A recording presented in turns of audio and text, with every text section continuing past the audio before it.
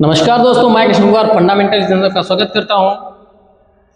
आज हम आपके सामने लेकर आए हैं क्रॉप रेजिड्यू डिके।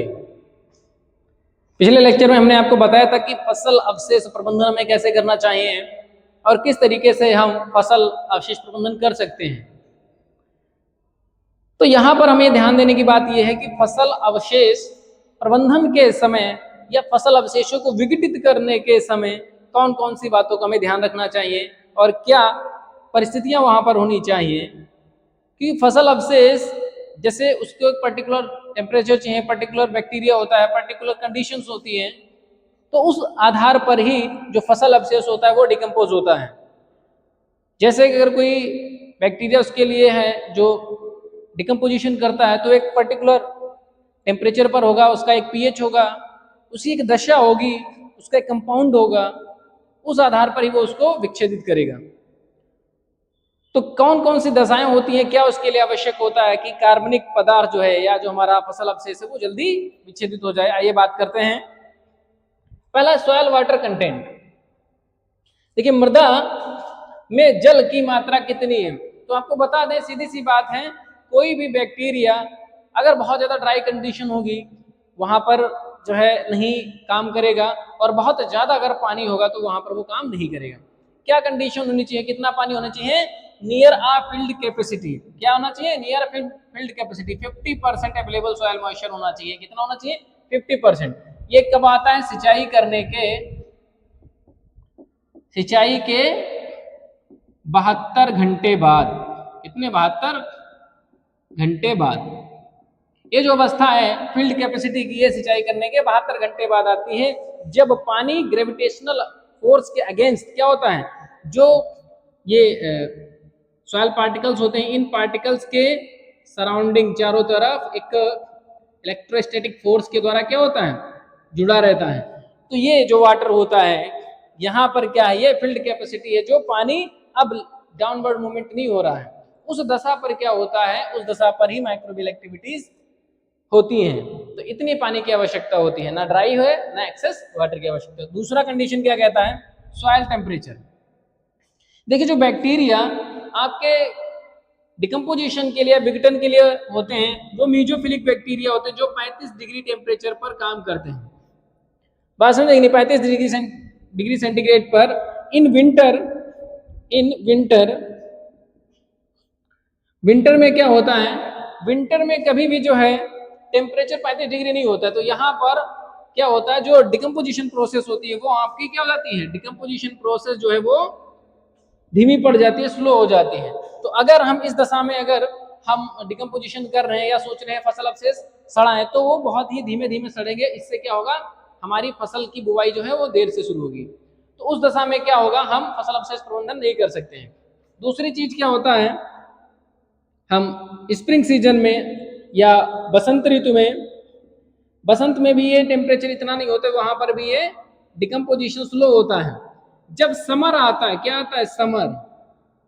इस समर सीजन में क्या होता है, टेम्परेचर 35 के ऊपर जाता है और जो विघटन की प्रक्रिया है वो फास्ट हो जाती है। क्या हो जाती है? फास्ट हो जाती है। बात समझिए कि जो विघटन होगा वो क्या होगा, फास्ट होगा। उस दशा में का जो मिनरलाइजेशन प्रोसेस है, जो डिकम्पोजिशन प्रोसेस, वो तेज हो जाती है। अगली बात क्या कहती है? एरेशन। देखो जितने भी बैक्टीरिया होते हैं वो एरोबिक होते हैं, वायुजीवी होते हैं। कैसे होते हैं? वायुजीवी। उस दशा में सॉइल में एरेशन का होना बहुत आवश्यक है। अगर हमारी क्या है, सैंडी सॉइल है, सैंडी सॉइल में माइक्रोपोर्स ज्यादा होते हैं, माइक्रोपोर्स ज्यादा होते हैं। माइक्रोपोर ज्यादा होने से क्या हो रहा है, यहाँ पर जो है वायु संचार बहुत अच्छा होता है, वाटर होल्डिंग कैपेसिटी कम होती है, वाटर होल्डिंग कैपेसिटी जो है कम होती है। वही जो क्ले सॉइल होती है, क्ले सॉइल में माइक्रोपोर्स ज्यादा होते हैं, वाटर होल्डिंग कैपेसिटी ज्यादा होती है। उस दशा में क्या होता है, जहां क्ले सॉइल है और माइक्रोपोर्स ज्यादा हैं, और क्या हो रहा है वहां पर, यहाँ मैक्रो सैंडी सॉइल में मैक्रोपोर्स ज्यादा होते हैं, मैक्रोपोर्स ज्यादा होते हैं, यहाँ माइक्रोपोर्स ज्यादा होते हैं। तो यहाँ वाटर होल्डिंग कैपेसिटी ज्यादा है, यहाँ वाटर होल्डिंग कैपेसिटी कम है। यहाँ जो नमी है बहुत ज्यादा रहती है, तो उस दशा में क्या होगा, डिकम्पोजिशन स्लो होगा। यहाँ पर क्या कंडीशन, माइक्रोबियल पॉपुलेशन, तो माइक्रोबियल पॉपुलेशन के लिए एक निश्चित तापमान, निश्चित जो है पीएच का होना आवश्यक है। वो पीएच क्या होता है, उदासीन पीएच पर बहुत ज्यादा मात्रा में सूक्ष्म जीवाणु होते हैं। अगर अम्लीय पीएच है या क्षारीय पीएच है तो इस दशा में जो पॉपुलेशन होगी बैक्टीरियल वो कम होगी, जिसके लिए आपको क्या करना होगा, मृदा सुधारक का प्रयोग करना होगा। किसका, मृदा सुधारक। मृदा सुधारक का प्रयोग करेंगे, जैसे चूना, जिप्सम, ठीक है, ये मृदा सुधारक है, इनका हमें उपयोग करना है और मृदा सुधार के द्वारा ही हम फिर क्या होगा, हमारी माइक्रोबियल पॉपुलेशन ठीक हो जाएगी। इसके बाद आता टाइप ऑफ रेजिड्यू। देखिए रेजिड्यू किस प्रकार का है, पत्ती है या डंठल है,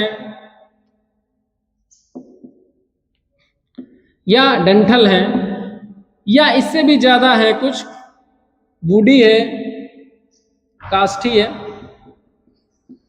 तो उस आधार पर इनका डिकम्पोजिशन होता है। अगर पत्ती है तो जल्दी डिकम्पोज हो जाएगा, डंठल है या काष्ठी है तो देर में डिकम्पोज होगा, देर में विच्छेदित होगा,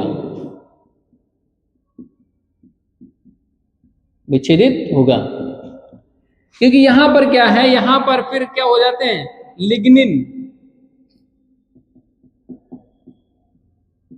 सेल्यूलोज, हेमीसेल्यूलोज,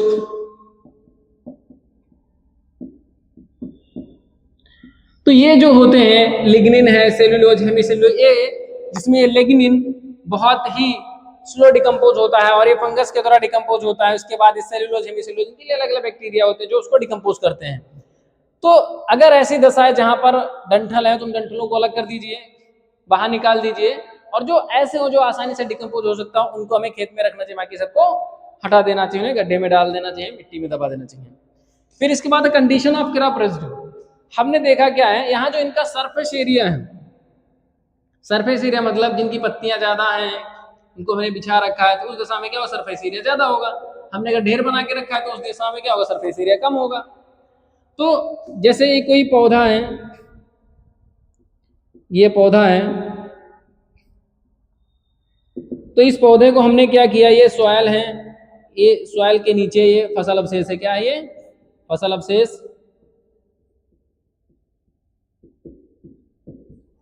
दूसरा ये है, ये इसके सॉयल के ऊपर फसल अवशेष हैं।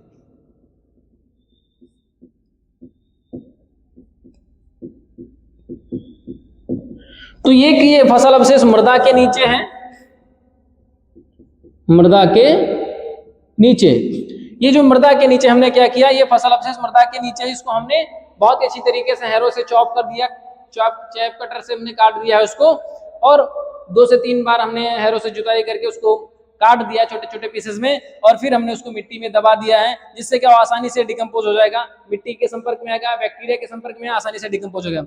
अगर ये सॉइल के ऊपर है, पूरी तरीके से कटा हुआ नहीं है, तो उस दशा में क्या इसका डिकम्पोजिशन शुरू होगा, बात समझे कि नहीं। तो इसलिए फसल अवशेष को हमें क्या करना चाहिए, कंप्लीटली छोटा छोटा काट के या कई बार जुताई करके हमें क्या करना है, उसको पूरी तरीके से मिट्टी में दबा देना है, जिससे कि आसानी से डिकम्पोज हो सके। मैंने और भी एक बात कही थी, इसके साथ हम और भी चीजें कर सकते हैं, हम जीरो टिलेज का इस्तेमाल कर सकते हैं, जहां हमें फसल अवशेषों का प्रबंधन आसानी से कर सकते हैं, या हम फिर पैराटेरा फार्मिंग कर सकते हैं, हम अवशेषों को हमें आवश्यकता ही नहीं पड़ेगी, तो उस दशा में हम दूसरी चीजें अपना सकते हैं। लेकिन ये जो है क्रॉप रेजिड्यू के कैसे हम कार्बनिक पदार्थों का विच्छेदन करें, जिसके लिए महत्वपूर्ण है। आशा करते हैं आपको लेक्चर अच्छा लगा होगा। अगर कुछ चीज समझ में नहीं है तो कमेंट बॉक्स में बताइएगा, और चैनल को सब्सक्राइब नहीं किया तो चैनल को सब्सक्राइब कर लेना। धन्यवाद।